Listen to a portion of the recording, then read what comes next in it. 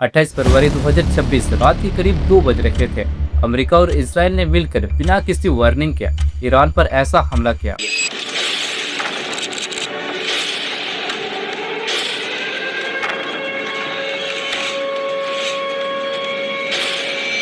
जिससे पूरी दुनिया की नींद ही उड़ गई। क्योंकि उस रात ईरान के सुप्रीम लीडर अली खमेनी, जिस एक इंसान के हाथ में पूरी ईरान की पावर थे, उसे ही मार दिया गया।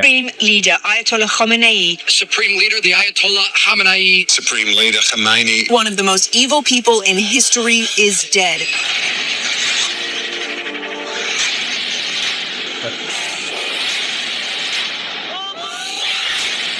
मतलब समझ रहे हो, ईरान के सुप्रीम लीडर को ही मार दिया। अमेरिका और इसराइल को लगा कि ईरान के सुप्रीम लीडर को मार देने से ईरान कंट्रोल में आ जाएगी और घुटने टेक देगी। लेकिन उसके बाद जो हुआ, उसकी आग आज तक नहीं बुझी है और ये आग पूरी दुनिया के लिए कितना खतरनाक हो सकती है, आज की इस डॉक्यूमेंट्री में समझेंगे।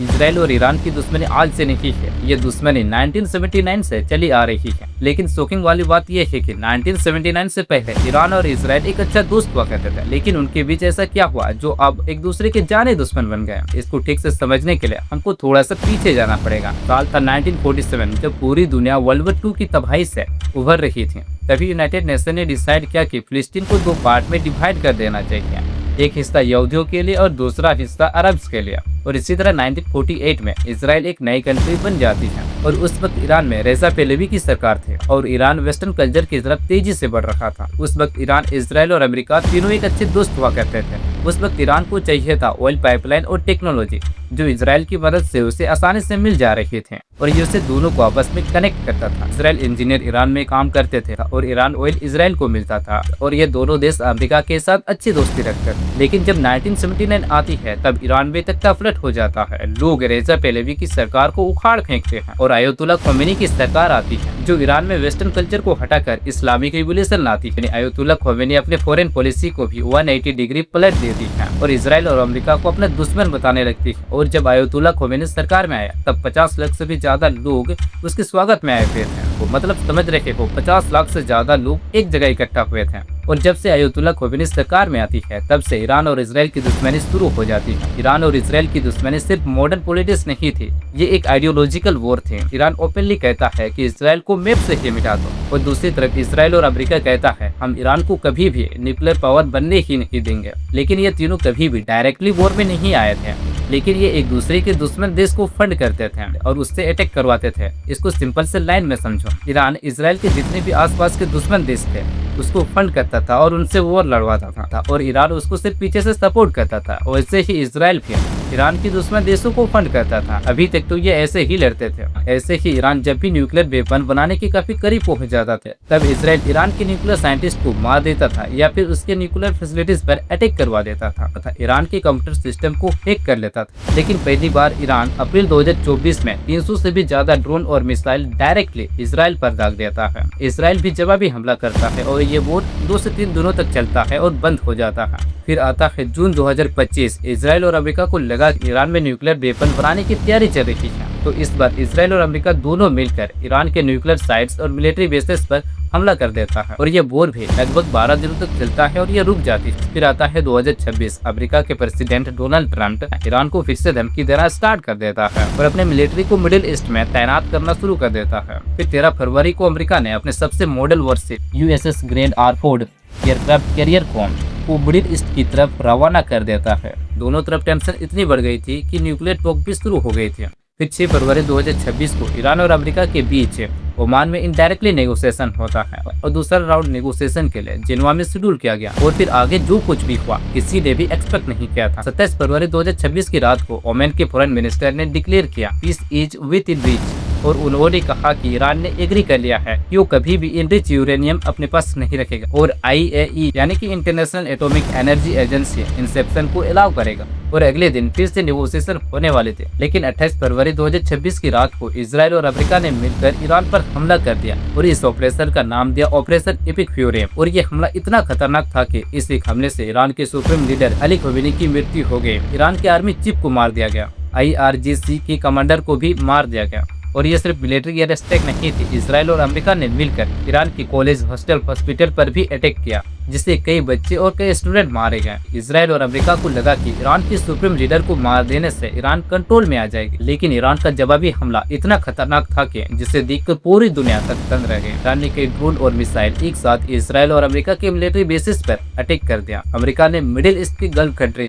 बहरीन, जॉर्डन, कुवैत, कतार, सऊदी अरबिया और यूएई में अपनी मिलिट्री बेसिस बनाए रखा था और ईरान ने उसी मिलिट्री बेसिस पर अटैक कर दिया और ईरान ने स्टेट ऑफ हॉर्मोन को ब्लॉक कर दिया और अपने फोर्सेस उसकी निगरानी के लिए तैनात कर दिया। अगर कोई भी शिप स्टेट ऑफ हॉर्मोन के सामने आता था तो उसकी फोर्स उसे उड़ा देते थे। स्टेट ऑफ हॉर्मोन इस रूट से दुनिया के 20% ऑयल यहीं से गुजरता है और ईरान ने उसे ब्लॉक कर दिया। वॉर में सिर्फ नंबर नहीं होती, लोगों की जिंदगियां होती है।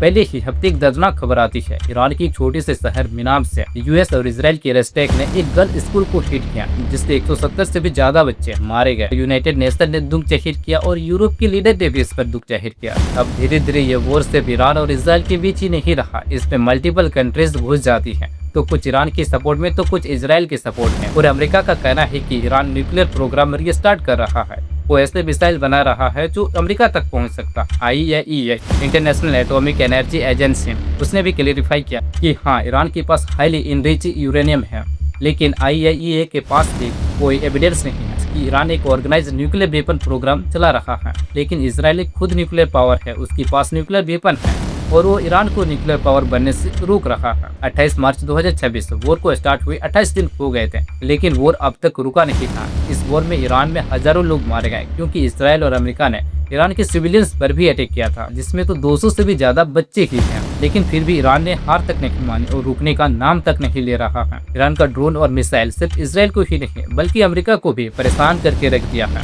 ईरान जिस ड्रोन को मैसिव यूज कर रहा है, उस ड्रोन का नाम है शाहिद 136। इसको बनाने का कॉस्ट लगभग 15 से 20 लाख रुपए आता है और इसको बनाने में ज्यादा समय भी नहीं लगता है। लेकिन आपको पता है, इस 15 से 20 लाख के ड्रोन को इंटरसेप्ट करने के लिए अमेरिका जिस मिसाइल को यूज कर रहा है उसकी कॉस्ट है $4 मिलियन, यानी कि 136 करोड़। मतलब एक 20 लाख के ड्रोन को इंटरसेप्ट करने के लिए अमेरिका 136 करोड़ का मिसाइल यूज कर रहा है और ईरान एक साथ सैकड़ों ड्रोन छोड़ रहा है। और ईरान दावा कर रहा है कि अमेरिका के F-35 फाइटर जेट को मार गिराया है। ये एक ऐसा फाइटर जेट है जो रेडार में आता ही नहीं है और अमेरिका का दावा था कि इस फाइटर जेट को कोई भी इंटरसेप्ट नहीं कर सकता, क्योंकि इस फाइटर जेट को इंटरसेप्ट करने के लिए कोई भी मिसाइल बनी ही नहीं है। लेकिन ईरान दावा कर रहा है कि वो F-35 फाइटर जेट को मार गिराया है, लेकिन इसे मानने से अमेरिका साफ इनकार कर रही है। अमेरिका को लगा कि वो ईरान को आसानी से हरा देंगे और विक्ट्री अनाउंस कर देंगे, लेकिन ऐसा नहीं हुआ।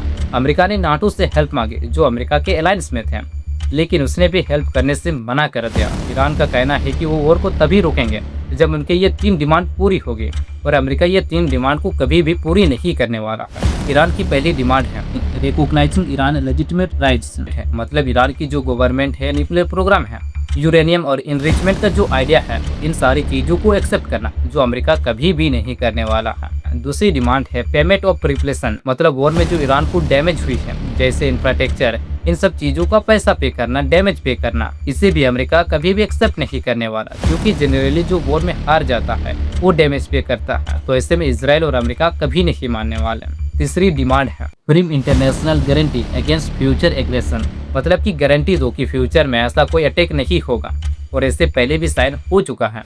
2015 में joint comprehensive plan of action एक न्यूक्लियर डील साइन हुई थी Iran, US, UK, France, Germany, Russia और EU के बीच। इसमें यह डिसाइड किया गया था कि ईरान अपने न्यूक्लियर पावर को कंट्रोल करेगा, इसके बदले में ये सारे देश उन पर अटैक नहीं करेंगे।